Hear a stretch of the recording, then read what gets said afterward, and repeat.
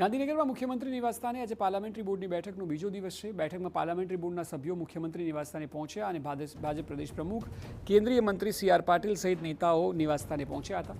જિલ્લા પંચાયત, તાલુકા પંચાયત, નગરપાલિકા મુદ્દે ચર્ચા થઈ। સૌરાષ્ટ્ર વડોદરા માટે 12 તારીખ બાદ ચર્ચા થશે।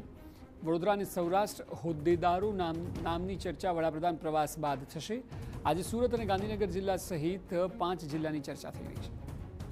વધુ માહિતી આપી રહ્યા છે પોલિટિકલ એડિટર કિંજલ મિશ્રા। કિંજલ, જણાવો, 5 જિલ્લાની ચર્ચાની વાત છે, કારણ કે વડાપ્રધાન આવી રહ્યા છે અને તેમના પ્રવાસ બાદ સૌરાષ્ટ્ર અને વડોદરાની ચર્ચા થશે।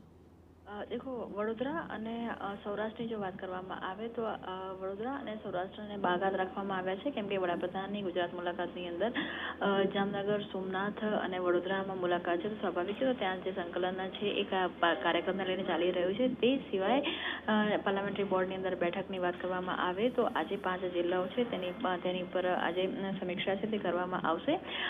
અત્યારે સુરત શહેર અને જિલ્લાની સમીક્ષા છે તે ચાલી રહી છે। બપોર બાદ ગાંધીનગર જિલ્લાની સમીક્ષા છે તે ચાલશે। ત્યારબાદ કેટલાક જે દક્ષિણ ગુજરાત તેમજ ટ્રાઇબ વિસ્તારના જિલ્લાઓ છે તેમને પણ લેવામાં આવશે। આવતીકાલ સુધી પાર્લામેન્ટરી બોર્ડની બેઠક છે તે ચાલવાની છે, જો કે તેની અંદર સૌરાષ્ટ્ર અને વડોદરાને બાકાત રાખવામાં આવશે। તેમની ચર્ચા છે તે 12મી મે બાદ થશે।